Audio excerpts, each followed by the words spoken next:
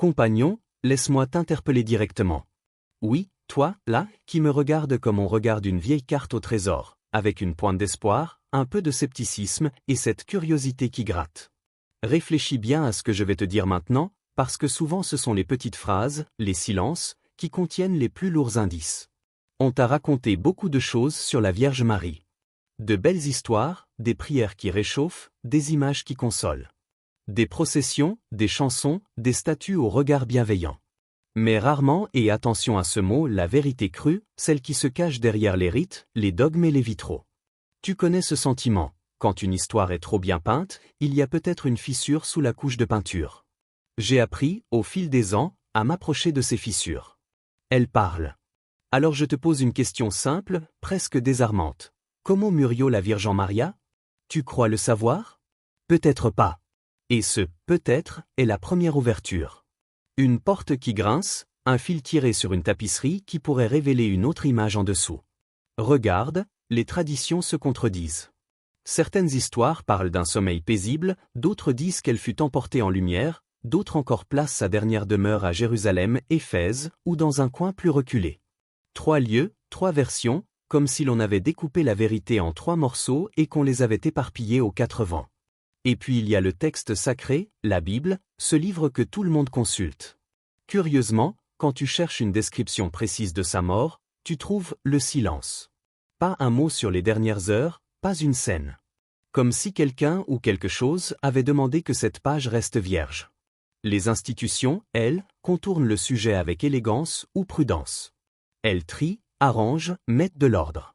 Elles préfèrent les récits confortables, ceux qui se laissent déposer dans une niche et qui n'exigent ni question ni investigation. Pense-y, qui tient vraiment à ce que la poussière soit soulevée sur des détails gênants? Les structures ont tendance à polir les angles vifs. Elles n'aiment pas les récits qui ouvrent trop de fenêtres. Et quand une fenêtre s'ouvre, le courant d'air peut déranger l'édifice tout entier. Et le silence, compagnon, le silence est souvent le plus gros indice. Dans une salle d'audience, un silence pesant vaut parfois mieux qu'une confession. Dans un dossier, l'absence d'un document peut être plus révélatrice que 1000 papiers. Ce silence autour de la mort de Marie n'est pas un vide, c'est un espace plein d'échos. Écoute bien, il y a des chuchotements dans ces échos, des versions marginales, des récits que l'on susurre au coin des monastères, des papiers jaunis qui circulent entre spécialistes comme des trésors interdits. Aujourd'hui, je veux te raconter ce que l'histoire humaine a oublié, ou ce qu'elle a préféré cacher. Je veux te parler des derniers jours de Marie, des signes, des témoins, et surtout, des 15 secrets que personne ne t'a jamais expliqués. Ne prends pas ces mots comme une promesse miraculeuse. Prends-les comme une promesse d'enquête. Je suis ici pour rallumer des lampes dans des bibliothèques oubliées, pour ouvrir des coffres où dorment des manuscrits, pour interroger des archives que la plupart des gens n'osent même pas effleurer. Ce n'est pas de l'héroïsme. C'est simplement de la curiosité obstinée. Installe-toi. Respire. Ce qu'on va faire n'est pas un pèlerinage de pure émotion ni une condamnation austère. C'est une exploration. Une inspection minutieuse des couches, le visible, l'implicite, le non-dit. Imagine-toi dans une vieille maison. Les meubles racontent, les murs ont mémoire, et jusqu'à la poussière peut être un témoin. Nous allons soulever des planches, ouvrir des tiroirs, lire entre les fibres des parchemins. Je te préviens aussi, il faudra être patient. La vérité n'aime pas la précipitation. Elle se dévoile par petites touches, par recoupement, par le croisement d'un texte syriaque et d'un témoignage copte, par le relais discret d'un chroniqueur byzantin. Parfois, elle se cache dans la manière dont un passage a été effacé, corrigé ou réécrit. Autant de gestes qui trahissent une crainte ou une volonté de contrôle. On va entrer dans ce que j'appelle la salle des archives silencieuses.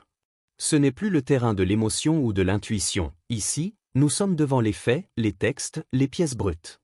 Rien d'autre. Et je veux que tu les regardes comme un enquêteur, pas comme un croyant, ni comme un sceptique. Comme quelqu'un qui sait que la vérité se cache toujours dans les détails ignorés. On va prendre les 15 secrets un par un, mais pas comme une simple liste. Je veux que tu les sentes, que tu comprennes comment ils s'imbriquent, qu'ils ne sont pas des anecdotes dispersées mais les fragments d'un même puzzle. Un puzzle que personne n'a vraiment voulu assembler. Alors viens. On ouvre les tiroirs, les coffres, les parchemins. On met les gants. Et on se penche. Le premier secret, c'est ce silence majuscule. La Bible ne mentionne pas sa mort. Pas un verset. Tu réalises ce que ça signifie? La femme la plus présente dans l'entourage du maître, celle qui a nourri, élevé, accompagné cet homme hors norme, disparaît du récit comme si elle n'avait jamais existé après la résurrection. Ce n'est pas un oubli. C'est un choix. Dans un document narratif aussi condensé que les évangiles, chaque absence a un poids. Si un événement aussi important que la mort de Marie n'est pas raconté, c'est que quelqu'un ne voulait pas qu'il le soit. Ou que ce qui s'est passé sortait tellement du cadre que les rédacteurs ont préféré contourner. Paul est bavard. Très. Il parle de tout, morale, vision, dispute, voyage, greffe d'olivier, conflit communautaire, même de son manteau oublié chez un ami. Mais sur Marie, rien. Silence glacial. Quand un homme qui utilise chaque occasion pour convaincre ne mentionne même pas la fin de la mère du Messie, c'est qu'il y a une consigne. Ou un danger. Les autres apôtres ne disent pas un mot non plus. Pas une ligne dans leurs lettres. Et ce sont des hommes qui parlent de leurs doutes, de leurs disputes, de leurs voyages, de leurs visions nocturnes. Pourquoi ce chapitre est-il absent? Tu vois l'étrangeté? Il y a un trou dans la chronologie. Comme si la fin de Marie avait été stockée dans une zone verrouillée, inaccessible au public. Les premiers chrétiens vénéraient tout, un caillou touché par le maître, une tunique usée, une mèche de cheveux. Mais Marie? Pas de tombe officielle. Pas de relique incontestable. Pas même une localisation stable. C'est comme si son corps n'avait pas été disponible. Dans une enquête criminelle, on appelle ça un corps manquant. Et un corps manquant change toute la dynamique. Jérusalem. Éphèse. Le Liban. 3 lieux qui affirment « Marie est morte ici ». Trop de versions tuent la version. Et dans les traditions anciennes, quand un récit diverge autant, c'est que l'événement d'origine était difficile à placer dans une géographie classique. Comme s'il avait eu lieu ailleurs. Pas compliqué, quand on ne peut pas dire où quelqu'un est parti, on invente plusieurs options pour diluer le doute. Les textes apocryphes parlent d'une lumière. Mais attention, pas une lumière mystique, poétique. Une lumière physique, aveuglante, décrite par plusieurs témoins comme un phénomène tangible. Tu vois ça dans un manuscrit syriaque du IVe siècle, dans un texte éthiopien du VI, et même dans une version copte encore plus ancienne. Tous parlent de lumière. Trop de sources différentes pour un simple symbole. Le texte ne dit pas « ils sont venus de loin ». Il dit « ils furent portés ». Ports. Transportes. On dirait presque un protocole d'extraction. Je sais que ça peut sembler trop audacieux, mais les mots des anciens ne sont pas naïfs. Ils décrivent ce qu'ils voient avec leur propre référentiel. Et parfois, ça dépasse notre logique. Pas prophétiquement. Pas comme un devin en transe. Elle annonce la date. Comment. Comme quelqu'un qui a reçu un rendez-vous. Les apocryphes disent, elle savait. Elle remit son esprit. Volontairement. Conscientement. C'est écrit. Et c'est troublant. Les témoins ne décrivent pas une fin humaine, mais un passage, presque un protocole de déconnexion. Tremblements. Souffle. Vibration. Un son grave. Ce n'est pas un phénomène intérieur. C'est extérieur. Quelque chose s'est passé dans la pièce. Quelque chose d'inhabituel. Un être. Luminescent. Dans certains manuscrits, l'être est nommé. Et c'est quelqu'un que tu connais bien, le maître lui-même. Les textes disent ce qu'ils disent. À toi de les lire franchement. Pourquoi 3 jours? Toujours 3 jours. On dirait une règle, un protocole, une attente. Comme si quelque chose devait s'accomplir. Et oui, dans plusieurs traditions, son tombeau est retrouvé vide. Encore. La répétition du schéma n'est jamais un hasard. Les apôtres disent l'avoir vu. Pas en rêve. En présence physique lumineuse. Plusieurs fois. À différents endroits.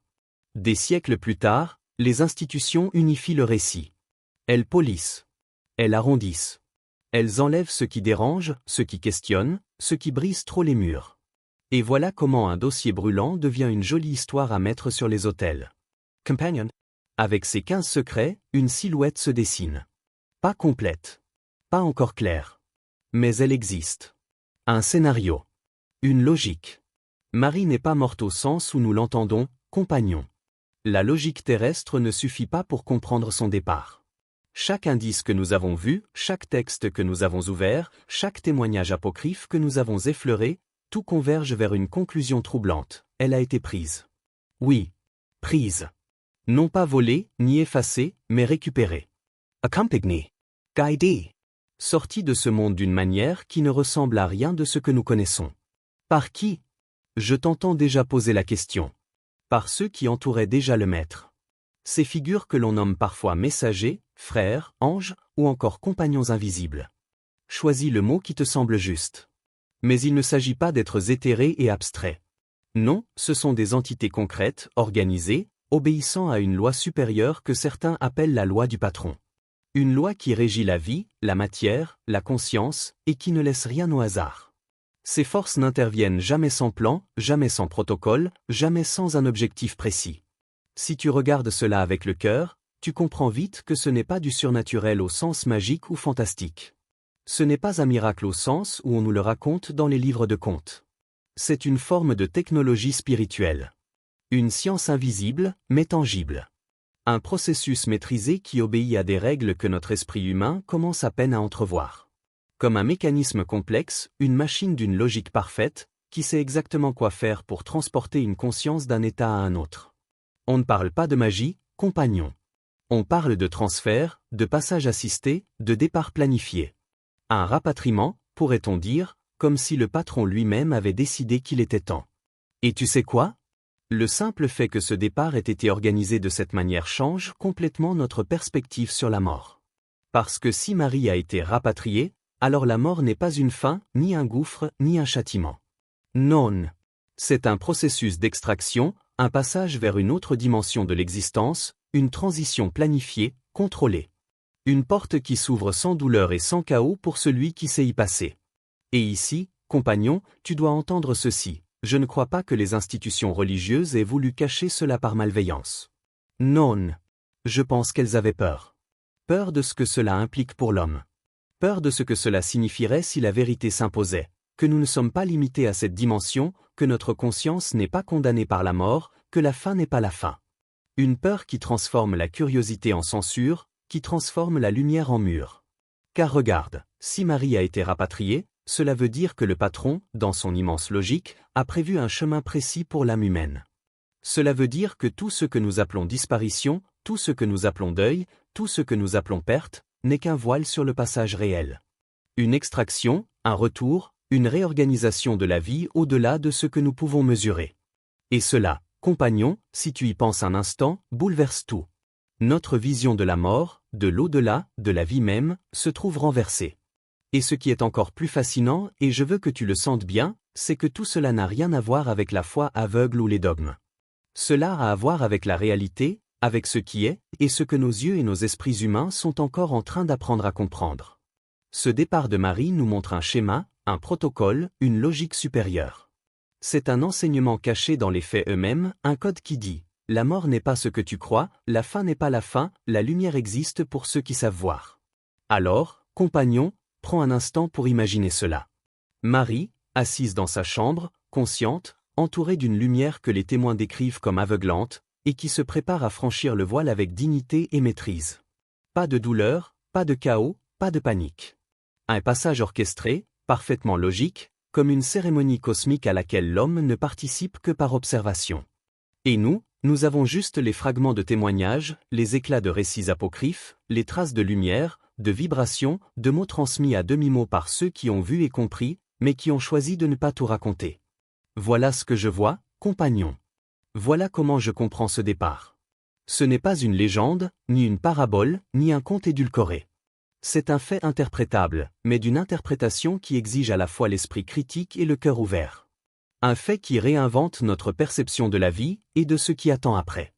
Si tu te tiens prêt, la prochaine étape, c'est de passer du concret au symbolique, de ce que les textes racontent à ce que cela nous dit intérieurement.